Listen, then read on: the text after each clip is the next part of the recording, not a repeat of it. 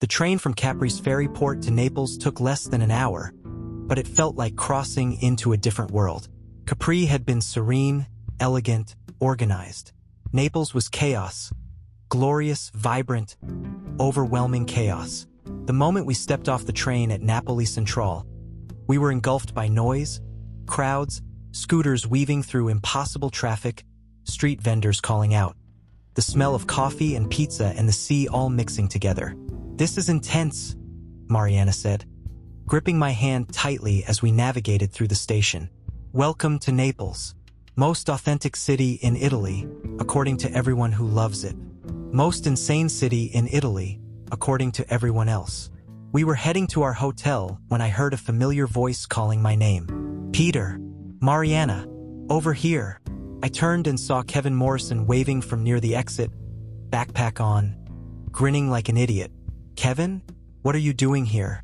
I thought you were in Greece." He jogged over and pulled me into a hug. "I was, but then I thought, you know what? My best friend is about to move to Brazil, and I'm not going to see him for God knows how long. I should probably say goodbye properly instead of just texting good luck with the Portuguese or whatever." I was genuinely touched. "You came back from Greece just to say goodbye? Don't make it weird." "Yes, I came back. And also, I've never been to Naples and I heard the pizza is life-changing, so really this is for me." Mariana hugged him. "We're happy you're here. How long can you stay? 2 days? 3? However long you want me. Then I have to go back to reality. My money's running out, and I need to find actual employment eventually." We found a small pizzeria near our hotel and caught up over pizza that was, indeed, life-changing. Kevin told us about his adventures in Greece. A weird hostel in Athens where everyone was convinced they were being haunted. A beach in Crete where he'd met an Australian girl who turned out to be mildly insane. Various misadventures with Greek food and Retsina wine. "So," Kevin said, finishing his third slice, "you're really doing this? Brazil? Really doing it?" I confirmed. "And you're cool with this?" he asked Mariana. "Taking this emotionally stunted American and dragging him to Sao Paulo?" "Hey, I'm not emotionally stunted. You literally didn't tell a girl you loved her until she wrote you a letter first. That's not, okay, that's fair." Mariana laughed. "I'm very cool with it. Excited, actually. Terrified, but excited." "When do you leave?" "We have about 10 days before my visa expires," Mariana said. "We're going to spend a few more days in Italy, then maybe one last stop before we fly out." "And you?" Kevin asked me. "How are you feeling about it?" "Honestly, scared shitless, but in a good way. Like when you're about to do something you know is right but also completely insane. That's basically been your whole year. Leaving Chicago was insane. This trip has been insane. But look at you, you're happier than I've ever seen you. So clearly insane works for you." We spent the next day exploring Naples the way Kevin liked to explore. No plan, no guidebook, just wandering and seeing what we found. The city revealed itself in layers. We walked through the Spanish Quarter with its narrow streets hung with laundry, where locals sat outside and watched the world go by. We found tiny churches tucked into corners, each one containing Baroque art and gold and centuries of history. We ate street food, pizza fritta, sfogliatelle, cafe that was strong enough to make your heart race.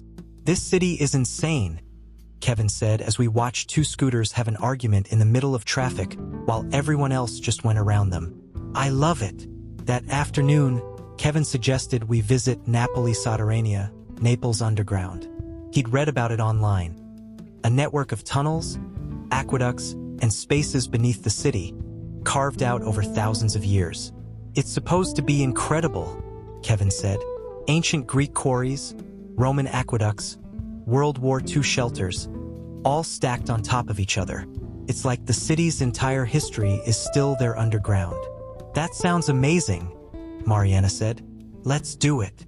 The entrance was in Piazza San Gaetano, unassuming, just a doorway in a building that you'd walk past without noticing. We paid for the tour and joined a group of about 15 other tourists with a guide named Antonio who spoke excellent English with a thick Neapolitan accent. "Welcome," Antonio said as we gathered in the entry room. Below us is 40 meters of history. We will go down 80 feet into the earth, into spaces that have not seen sunlight for 2,000 years. Please stay with the group. The tunnels are extensive and it is very easy to get lost. Follow my light, stay together, and you will be safe. The descent began with stairs, steep, uneven stairs carved directly into the rock. The temperature dropped immediately, and the sound of the city above faded until all we could hear was our own footsteps and Antonio's voice echoing off stone walls. The first chamber we entered took my breath away. It was massive, maybe 40 feet across, with a ceiling that disappeared into darkness. The walls showed the marks of tools from whoever had carved this space out of solid rock. "This is a Greek quarry," Antonio explained. "The ancient Greeks who founded Naples, or Neapolis as they called it, they came here to mine tuffo, the volcanic stone. They carved these chambers to get the stone for their buildings. Later, the Romans used the same spaces as aqueducts, bringing water from the mountains to the city. We moved through chamber after chamber, each one connected by narrow passages. Some were so tight we had to turn sideways to squeeze through. Others opened up into vast spaces where hundreds of people could have gathered." Antonio explained the history, how these tunnels had been used for centuries for water, then abandoned when new aqueducts were built above ground. How during World War II, thousands of Neapolitans had sheltered here during bombings, entire families living underground for months. How after the war, the tunnels had been forgotten again, filled with debris and sealed off, until enthusiasts had begun exploring and excavating them in recent decades. "We have mapped perhaps 30% of what is down here," Antonio said. "The tunnels extend for kilometers in every direction. Many are still unexplored, too dangerous or too collapsed to enter. We stay in the safe areas only." As we moved deeper into the complex, I found myself falling behind slightly, distracted by details. There were marks on the walls, ancient graffiti, dates carved by people who'd been here decades or centuries ago, mysterious symbols that could have meant anything. I was trying to photograph one particularly interesting set of marks when I noticed something else. A passage we hadn't come through. It was small, blocked by a chain-link fence and a sign that said Vietato l'ingresso, no entry. But the fence wasn't secured properly. It had a gap at the bottom where it didn't quite meet the wall. Through the gap, I could see the passage continuing into darkness.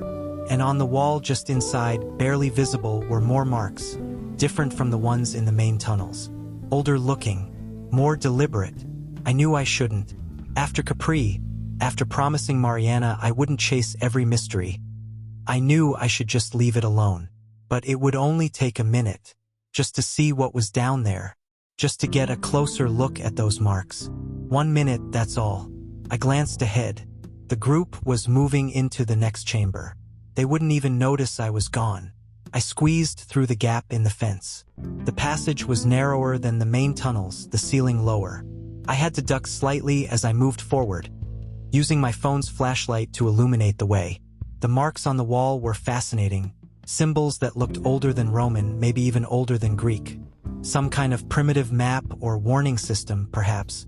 Just a little further, I told myself, just to see where this goes. The passage twisted and turned. After what felt like a minute but might have been longer, I came to a junction. The tunnel split into 3 directions. I chose the middle one, figuring I could always backtrack. But the middle passage also branched and then branched again. I turned around to go back and suddenly wasn't sure which tunnel I'd come from. They all looked the same in the dim light of my phone. "Okay, don't panic," I said out loud, my voice sounding strange in the enclosed space. "Just go back the way you came." But which way was that? I tried one passage. It ended in a collapsed section. I tried another. It curved away in a direction that felt wrong. The third tunnel seemed promising, but after a few minutes of walking, I still hadn't found the junction I'd started from. My phone buzzed, low battery warning, 20%. Shit. I tried to move faster, but the passages all looked identical. Narrow corridors of rough stone, sometimes opening into small chambers, sometimes narrowing to gaps I had to squeeze through sideways. No distinguishing features, no way to mark which passages I'd already tried.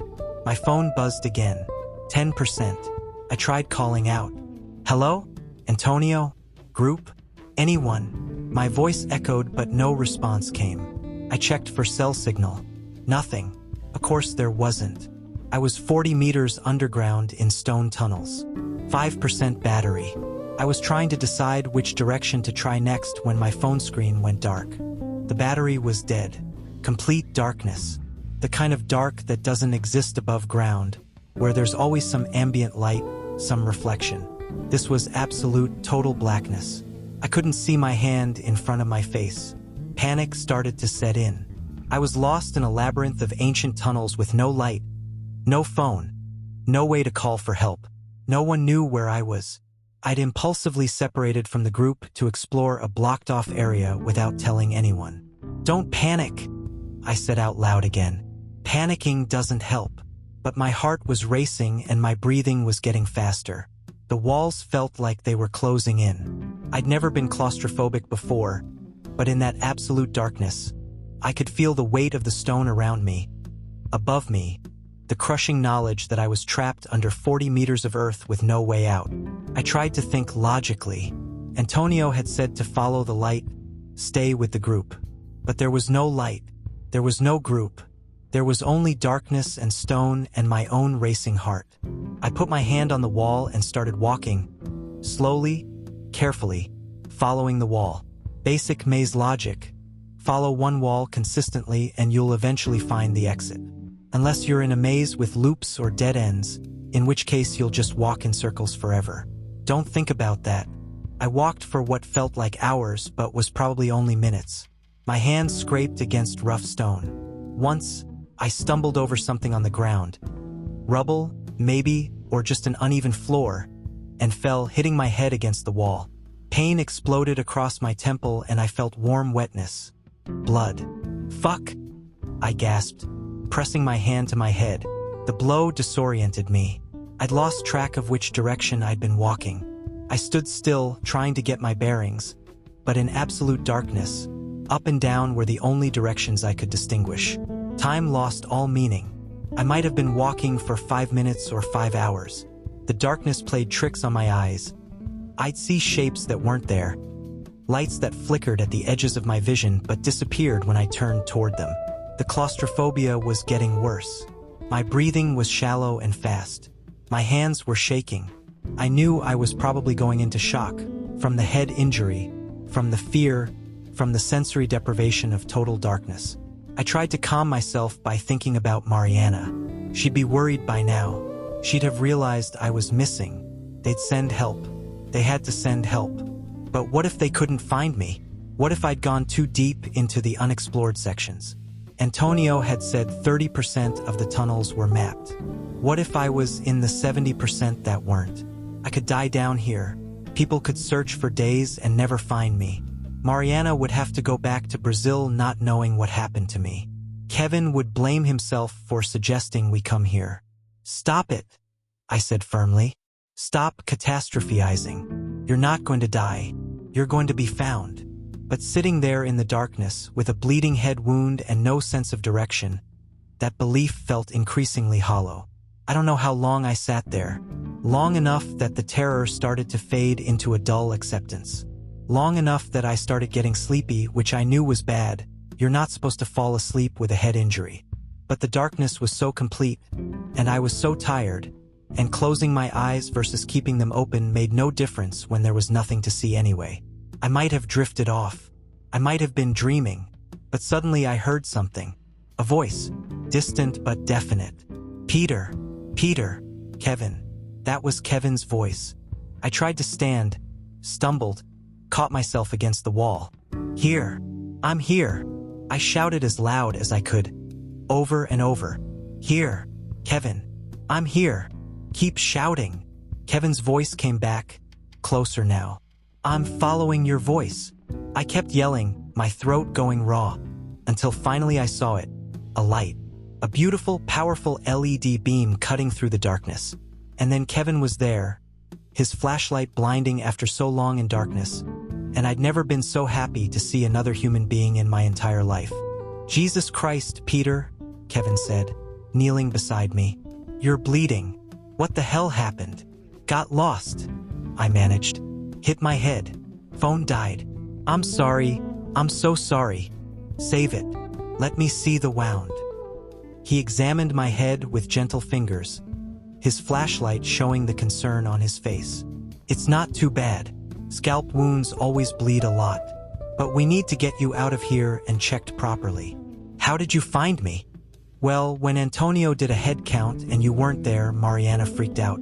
Like really freaked out. She was ready to go running into the tunnels herself, but I convinced her to stay with the group because one lost person is bad enough, two is a disaster. Antonio called the authorities, but I figured by the time they organized a search, you could have been down here for hours. So I grabbed the strongest flashlight Antonio had and came looking. But how did you know where to look? There are kilometers of tunnels. I know you, man. I know how you think. You wouldn't have just wandered off randomly. You saw something interesting and went to investigate.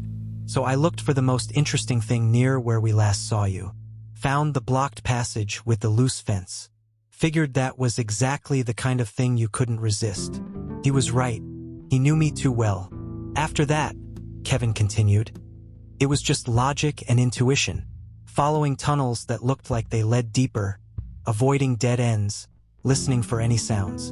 And when I heard you shout, I followed your voice. Simple. Simple, I repeated. You make it sound easy. It wasn't easy. I was terrified the whole time that I wouldn't find you, or that I'd find you but it would be too late. But you're my brother, Peter. I wasn't going to give up. The word hit me hard. Brother. Not friend, brother. And that's what it felt like. Thank you, I said, and my voice broke. Kevin, thank you. You saved my life. That's what brothers do. Now come on. Let's get you out of here before Mariana has a complete breakdown. The walk back was slow. My head hurt, my legs were shaky, and I had to lean on Kevin for support. But he was patient, keeping the light steady, talking to me constantly to keep me focused. You know Mariana is going to kill you, he said. After she's done being relieved you're alive, she's going to absolutely murder you. I deserve it. You really do. What were you thinking? I don't know. I saw something interesting and I had to investigate. After Capri, after promising I wouldn't chase mysteries anymore, I still couldn't help myself. Peter, you've got to learn to control that impulse. It almost got you killed. I know. We emerged finally into the mapped sections of the tunnels, where Antonio was waiting with a police officer and a paramedic. And there was Mariana, her face streaked with tears, and the relief and anger warring on her face was something to behold. She ran to me and I thought she was going to hug me, but instead she punched my arm. Hard. Ow! I'm injured. You're an idiot, she shouted. A complete idiot. Do you have any idea how scared I was? I thought you were dead. I thought I'd lost you. I'm sorry. I'm so sorry. You promised. After Capri, you promised you wouldn't do this anymore. And the first interesting thing you see, you can't help yourself. She was right. Completely, absolutely right. You're right. I'm an idiot. I'm so sorry. The paramedic insisted on checking me over. The head wound was superficial, like Kevin had said, but they wanted me to go to the hospital for observation given the head trauma and the time I'd spent unconscious or nearly so. As we walked out of the underground, back into the bright Naples sunshine, I found myself next to Kevin. Hey, I said quietly, I haven't properly thanked you. You did. Down there. No, I mean really thanked you. Kevin, you came back from Greece to say goodbye. Then you risked your own safety to find me in those tunnels. You could have gotten lost too. You could have been hurt, but you didn't hesitate. Of course I didn't hesitate. You're my best friend. Have been since Thailand. You don't leave a friend behind. Brother, I corrected. You called me your brother. Yeah, well, that's what you are. Friendship is what you choose. Brotherhood is what you earn. And after everything we've been through, Marseille, Mont Saint-Michel, the monastery, now this, you've definitely earned it. I pulled him into a hug right there on the street, not caring who saw or what they thought. I don't know when I'll see you again, I said. I'm going to Brazil, and God knows when I'll be back in Europe or when you'll make it to South America. We'll figure it out, Kevin said. That's what we do. Besides, you can't get rid of me that easily. I'll probably show up in Sao Paulo one day with no warning, expecting you to show me around and translate Portuguese for me. I'd like that. I'd really like that. At the hospital, they confirmed what the paramedic had said. I had a mild concussion but would be fine. They cleaned and bandaged the head wound, gave me instructions about what to watch for, and released me after a few hours.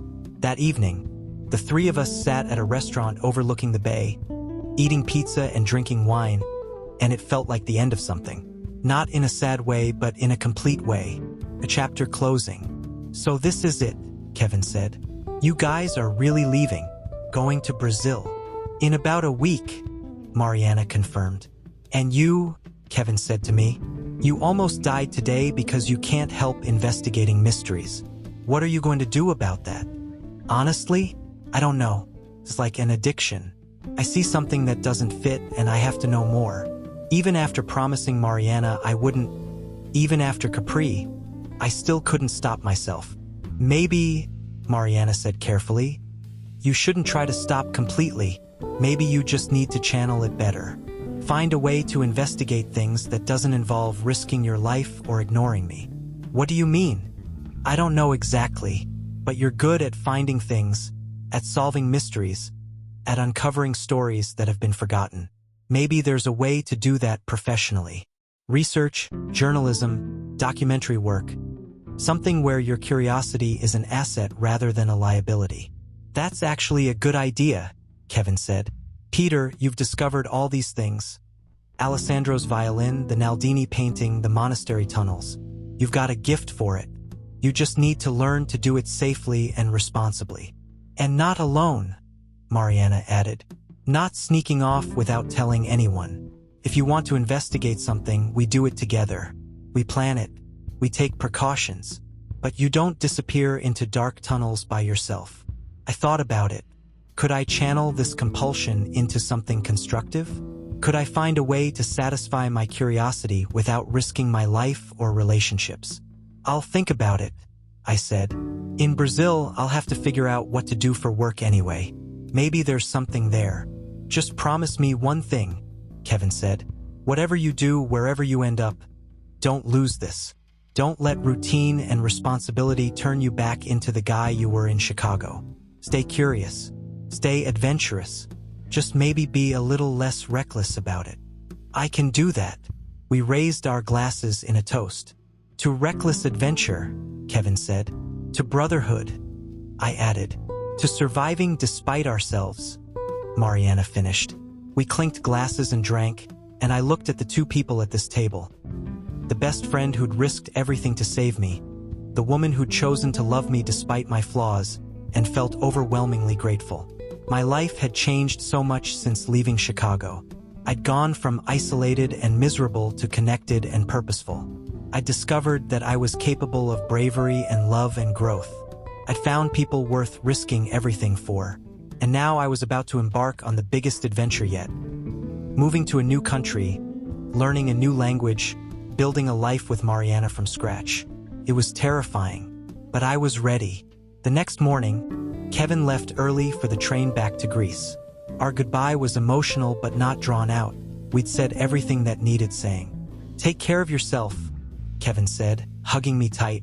And take care of her. She's too good for you. But somehow she loves you anyway. I know. I won't screw it up. You probably will screw it up sometimes. Everyone does. Just make sure you fix it when you do. I will. And Peter, thank you. For this year. For the adventures. For reminding me that life doesn't have to be boring. You're my brother, man. Always will be. Always. I agreed. We watched him walk away toward the train station. His familiar slouch and easy confidence unchanged. And I knew he was right, we'd see each other again. Somehow, somewhere, our paths would cross. Brothers didn't just disappear from each other's lives. Naples had tested me in a way no other city had. It had shown me my flaws, my impulsiveness, my inability to leave mysteries alone, my tendency to let curiosity override common sense. But it had also shown me what I had. Friends who would risk everything for me, a partner who loved me enough to call me out when I was being stupid, and maybe, just maybe, a path forward that could satisfy my curiosity without killing me. The labyrinth of Naples had almost claimed me, but I'd been rescued, been given another chance, and I wasn't going to waste it. Brazil awaited, and whatever challenges came with it, I'd face them with the lessons I'd learned, from Kevin's loyalty, from Mariana's love, from the darkness of those tunnels that had shown me what really mattered. Not mysteries or discoveries or the thrill of investigation. Those were all just means to an end. What mattered was the people you loved, the connections you built, the life you created with those who'd walk into dark places to bring you home. That was the real discovery, and it was worth more than anything I'd found in all my travels.